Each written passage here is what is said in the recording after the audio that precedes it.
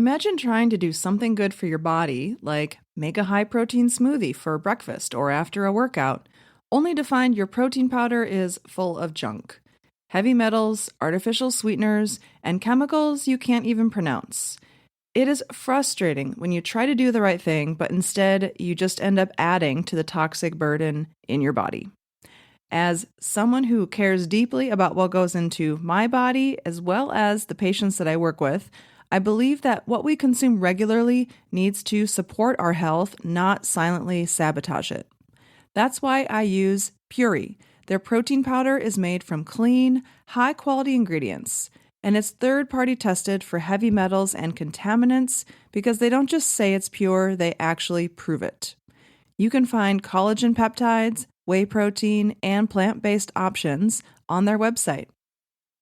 Check them out at puri.com, that's PUORI.com, and use the code LIFEAFTERIMPACT for a 20% discount on your first order. Welcome to Life After Impact, the Concussion Recovery Podcast. I'm Dr. Ayla Wolf, and I will be hosting today's episode where we help you navigate the often confusing, frustrating, and overwhelming journey of concussion and brain injury recovery. This podcast is your go-to resource for actionable information, whether you're dealing with a recent concussion, struggling with post-concussion syndrome, or just feeling stuck in your healing process. In each episode, we dive deep into the symptoms, testing, treatments, and neurological insights that can help you move forward with clarity and confidence. We bring you leading experts in the world of brain health, functional neurology, and rehabilitation to share their wisdom and strategies. So if you're feeling lost, hopeless, or like no one understands what you're going through, know that you are not alone. This podcast can be your guide and partner in recovery, helping you build a better life after impact. All right, Sophia, how are you doing today? I'm doing really well, Ayla. How are you today? I am good. It's super hot and humid out, so I'm happy to be recording this podcast in a nice air-conditioned room. You know what's interesting is this time of the year in Chinese medicine is like such a rising energy, heat, and we're in this transition into like dampness. And it's interesting because in my experience at the Neuroscience Center and even in my own life, I've been noticing a lot of people are getting more dizzy. For our listeners who don't know what dampness means, maybe you could explain what that term means in Chinese medicine and then how that might translate to an increase in dizziness. Yes. So that's a great lead. So dampness in Chinese medicine is like the stickiness, when it's humid or hot and heavy and like kind of damp outside, or there's kind of this like griminess sensation of everything's not super clear. It's both like a feeling and also a physiological condition, right? So it can lead to more phlegm, it can lead to more digestive disruption, it can lead to more like sticky skin conditions, and it can also lead to this feeling of like fogginess or brain fog. And this condition of just not clear thinking can disrupt our ability to sense the world around us and lead to this sense of like imbalance or dizziness. And people are also eating way more ice cream, which is super phlegm and damp forming. Yes, exactly. So one of the ways that I look at dampness, this concept of dampness from a Chinese medicine perspective, is a stagnation within the lymphatic system. And that can also create a sense of heaviness and swelling and edema. But within the inner ear, we also have endolymph. So we have a very special kind of lymph in the inner ear. And the viscosity of that is different from other lymph in the body. And so when we think about dampness causing dizziness, it can also mean that the endolymph itself is actually congested and that the body isn't producing enough new clear, healthy endolymph, almost like the blood can become thick, the endolymph can become thick. And so that can also cause things like Interesting. dizziness or vertigo or all, disequilibrium and all these type of inner Yeah. ear disorders. Fascinating. Do you think hydration would affect that?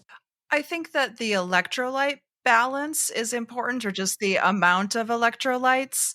But also, if you think about this idea that the endolymph is unique and it's in one part of the body, our body is supposed to have the wisdom to be able to have the right concentration of different electrolytes in different parts of the body. And so obviously, when people have underlying health issues, or even again, like a head trauma that affects the ear, or the structures around the ear, that's where you can actually get some of this congestion that happens in that particular part of the body, which makes people more susceptible to things like dizziness. Well, let's dive in. So today we're going to talk about BPPV. BPPV is benign paroxysmal positional vertigo, which is such a mouthful that people tend to abbreviate it as BPPV. There's a lot of interesting terminology in this discussion. As we go, the words, not only the name is complex, but the words that describe the mechanisms and these weird organs that are in between our ears and have so much effect on our sense of balance in space in the world, they have the strangest names we're not used to hearing. So it's fitting that the title of the condition is kind of complex, but we're going to also work to be making it really, really straightforward, and understand some of these more complex words that we use to describe this condition. For sure. And I feel like people that come into my office fall into two camps. The first camp is when I say BPPV, they give me a blank look and they've never heard that term or that abbreviation before ever. And then the other camp is people who have kind of associated all vertigo as BPPV.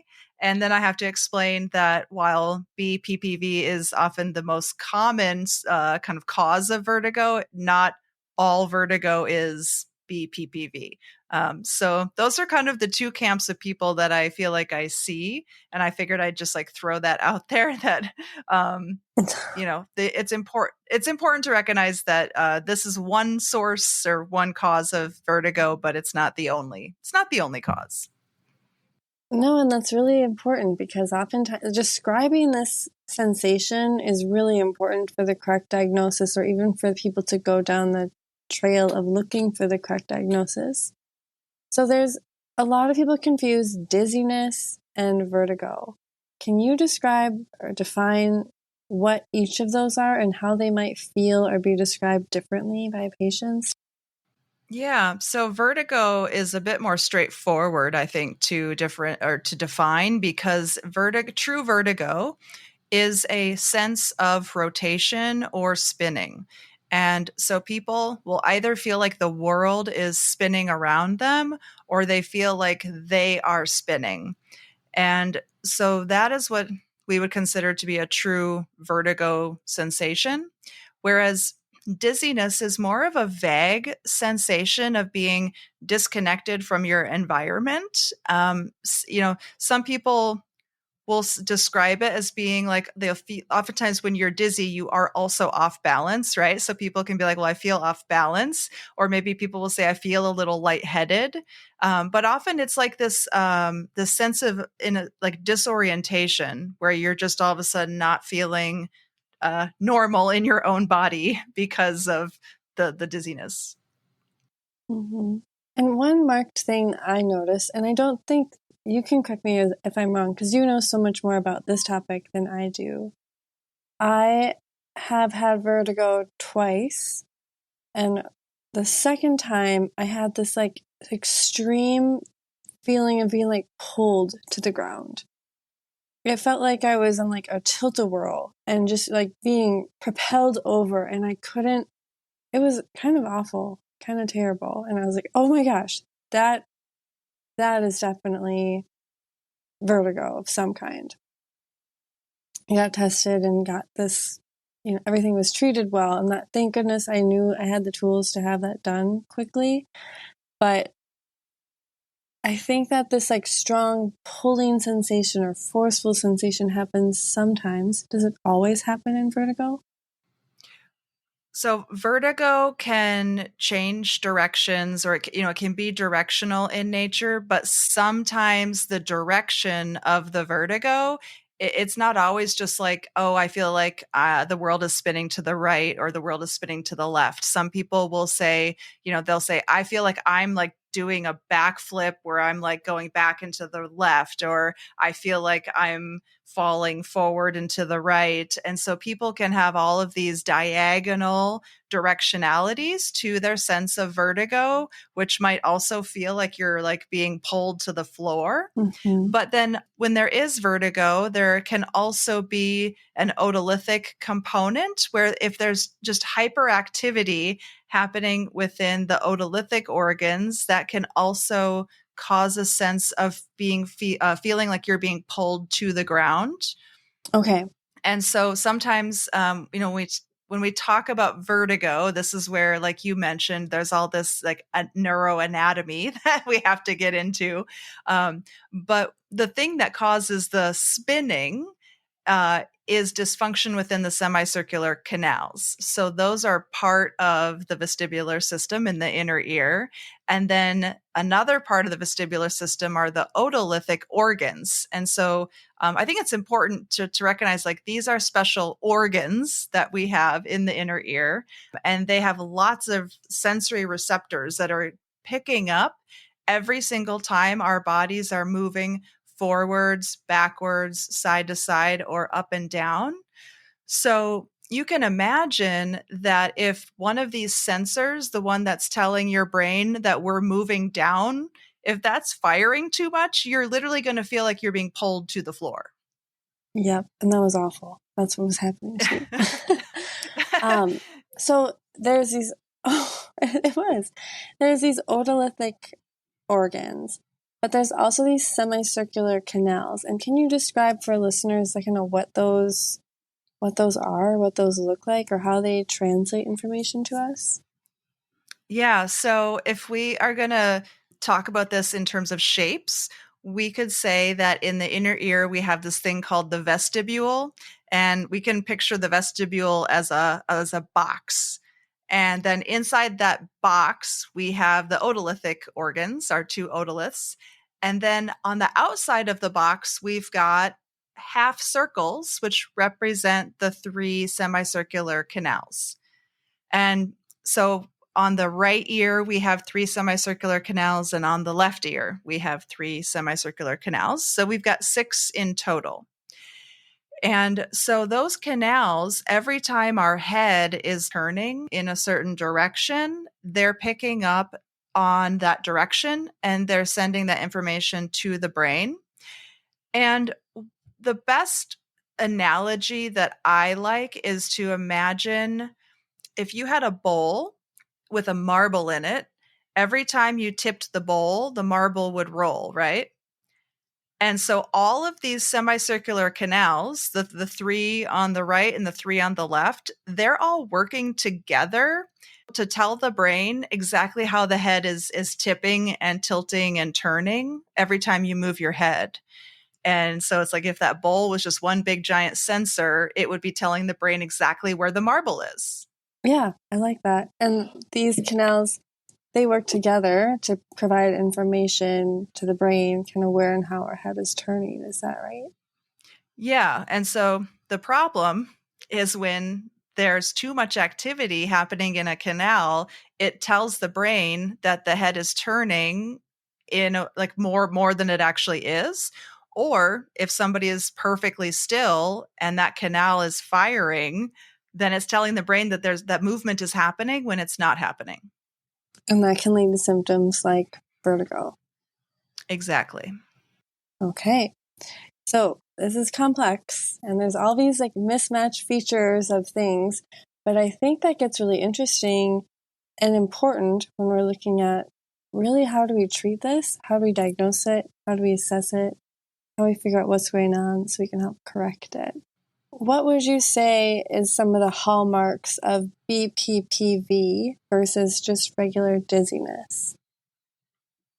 I think it's important to point out that when people have BPPV, they can have a pretty long list of symptoms. And so some people, like the most common symptom, like people will have vertigo.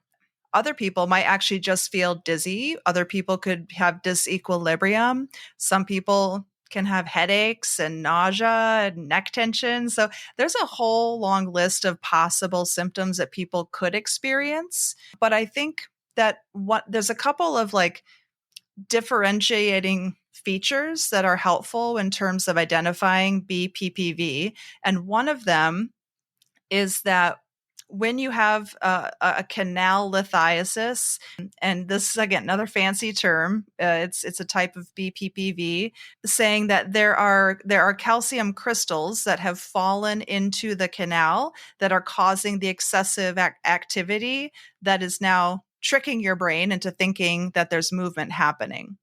And so typically, a classic presentation of BPPV is that somebody tips their head into a specific position and all of a sudden they get vertigo. But then as soon as they get out of that position, it calms back down. So it's not constantly there all the time.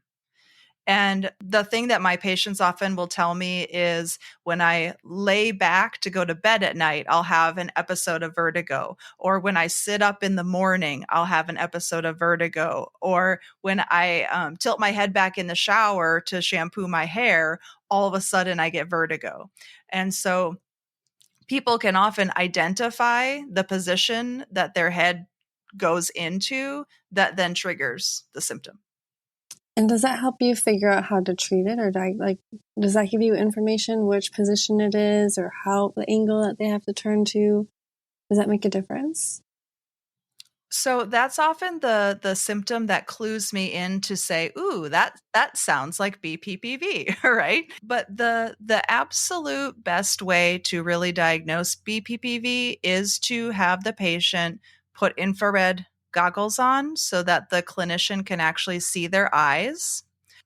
And then the patient is going to be tilted into certain positions that bias one of the semicircular canals.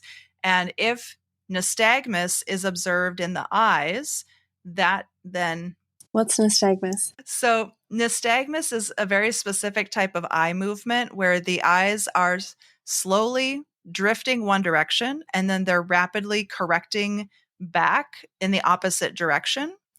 The thing that we have to appreciate is the fact that our vestibular system, these semicircular canals, they are hardwired into the nuclei that then control the 6 eye muscles. And so when a canal is overfiring, it's going to cause the eyes to move in a very specific direction. So, for example, if the left posterior canal is overfiring, the eyes are going to be pushed down into the right, and then they're going to correct back up into the left. And there's also going to be a torsional aspect to this as well, meaning the eyes are going to roll. And so you're going to see a nystagmus that is in a very specific direction, and there might also be a torsional component to it. Whereas if you have a high firing left horizontal canal, the eyes are going to be pushed to the right and then have a fast correction back to the left, but there's not going to be a torsional component to the eye movement. And so this can all be seen on camera when the patient has these infrared goggles on. And there was a study that I thought was really important because the study said that if you are only relying on just tilting somebody's head in different positions to see if it triggers dizziness or vertigo, and you're not using infrared goggles and you're not actually seeing nystagmus, that you're going to get your diagnosis wrong 50% of the time, basically. Wow, that's not good. So you don't just go based on like what they're feeling. You have to, this eye movement component is really important for this diagnosis to be accurate. Is that what I'm hearing you say?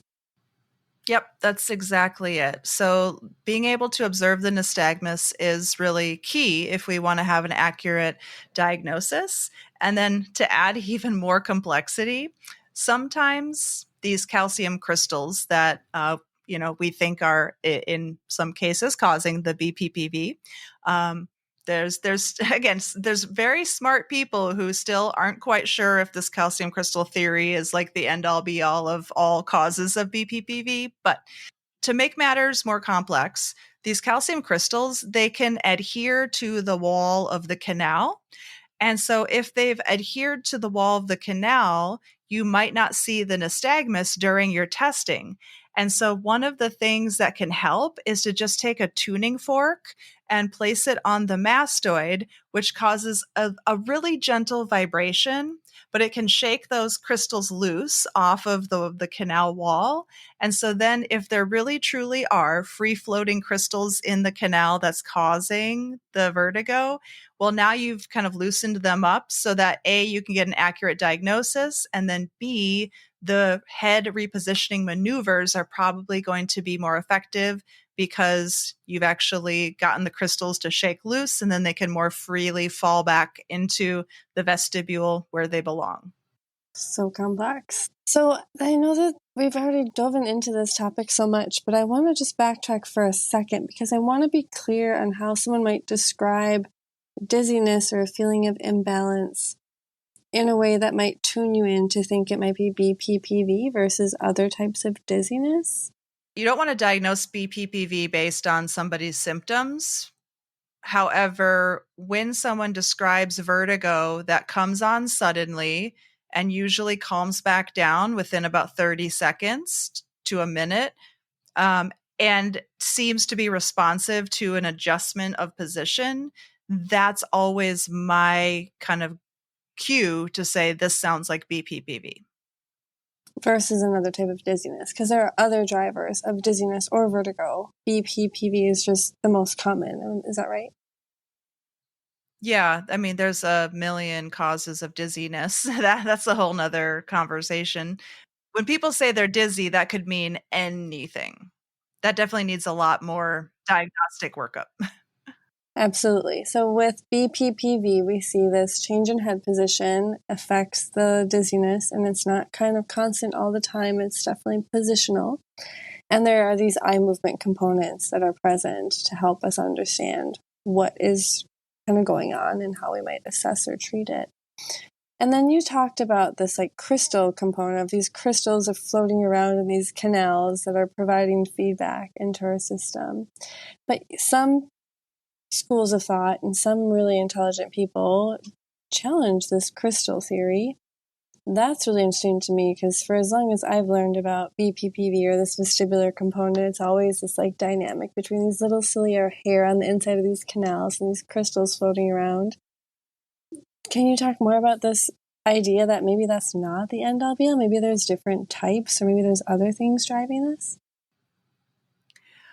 I think a lot of it is observation because once you start seeing lots and lots of patients that have vertigo, you start to feel like not everybody falls into a textbook category of BPPV. And that's the thing is like we all go to school, we learn these textbook presentations, and then we get out into the real world and all these people come in and they don't fit the textbook, right? They're not textbook. Not at all. Right. Like a little bit of Right. this one, a little bit of that. No. Mm-hmm. Yeah. And so I think that when you've got a lot of practitioners who see people that always that maybe don't fit into these textbook descriptions of BPPV, they start to think like, well, what else is going on? And it also seems like if you if you go on the internet, there's a new vestibular repositioning technique that shows up, every year. And so now we have all these different repositioning maneuvers, and it's like, okay, well, are they actually dealing with calcium crystals, or are these repositioning maneuvers somehow maybe recalibrating the vestibular system in a way that is actually helping the patient to not be so dizzy or have vertigo? And so I think that when very intelligent people are saying, I'm not sure this calcium crystal theory is the end all be all of explaining every single case of BPPV, I think this is where they're coming from.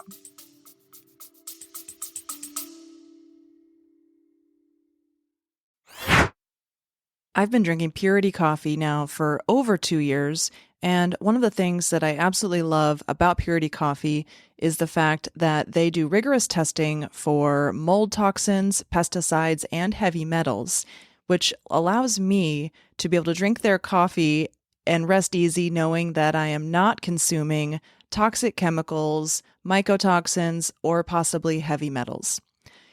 I know a lot of our listeners are paying a lot of attention to their health and trying to do everything they can to stay healthy.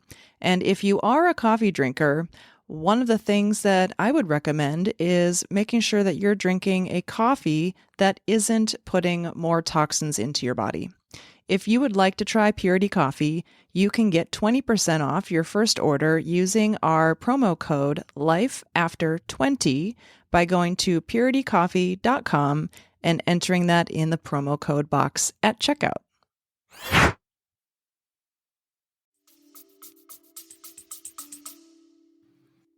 And I wonder too if this challenge comes from like a reoccurrence of BPPV. Like if it's just these crystals that get dislodged, what causes them to be dislodged? And what about when those crystals get put back into place and it continues to be an issue for some patients and not for others?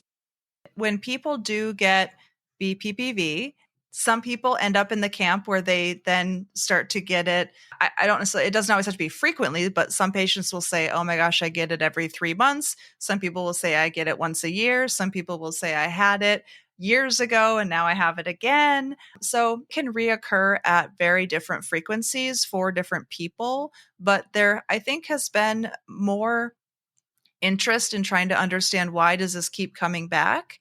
And so we can break it up into kind of a couple different categories. So what they have found is that some people have nutrient deficiencies that can contribute to it. So simple things like a vitamin D deficiency seems to cause reoccurring BPPV. So for some people, it's as simple as hey, you need to get your vitamin D status back up to, a healthy level.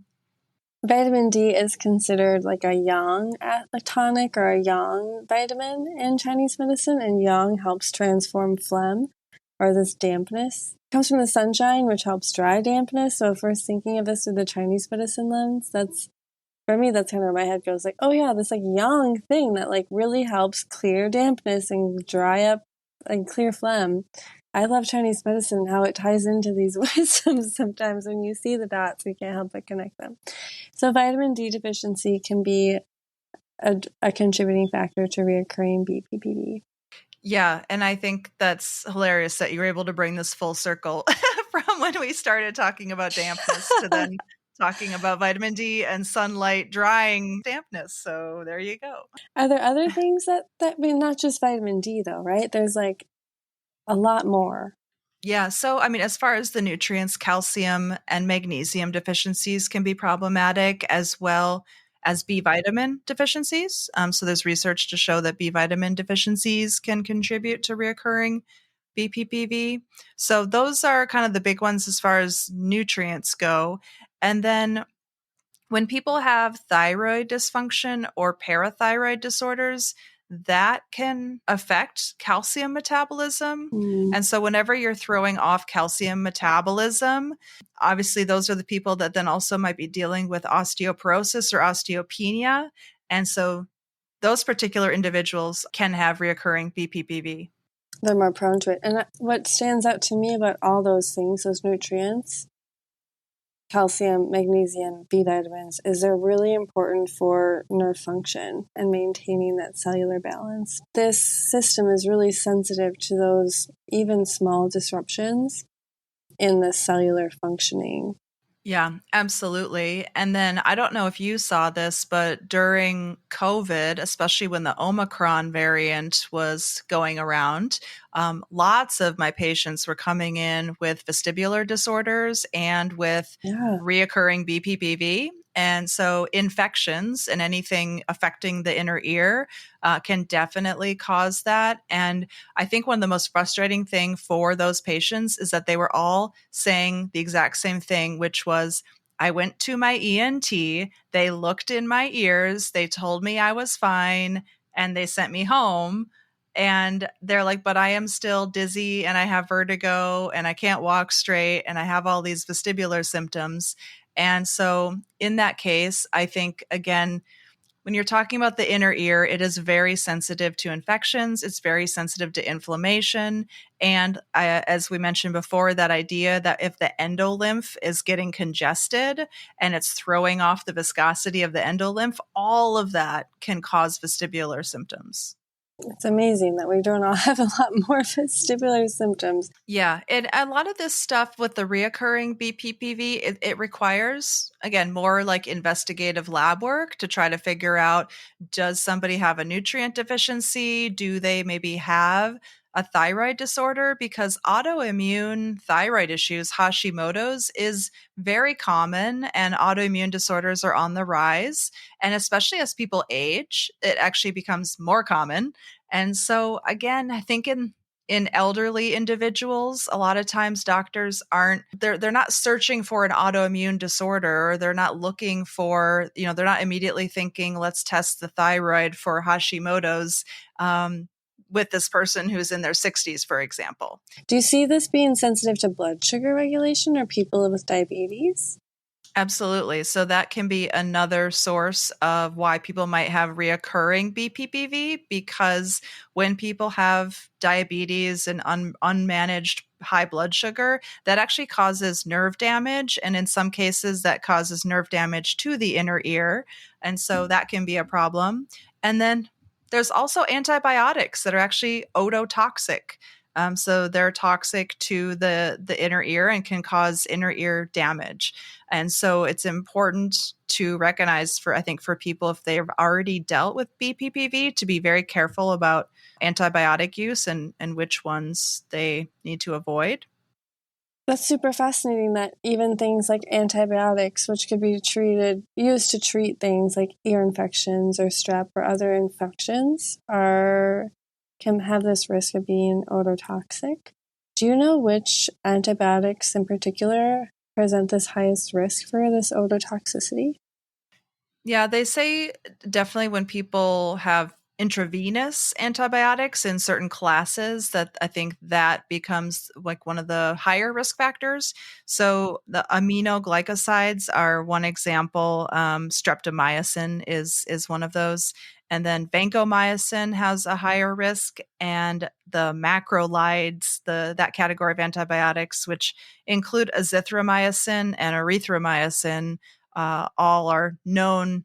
I think that it's important for people that do have kind of a background in vestibular disorders, if they're ever given an antibiotic, I think it would be important that they talk to their doctor and read the potential side effects, to make sure that they might not be taking something that's ototoxic if they already have different vestibular issues going on. So that's an important thing to keep in mind. All these things I never would have really thought about, but can make such a difference for this really sensitive apparatus.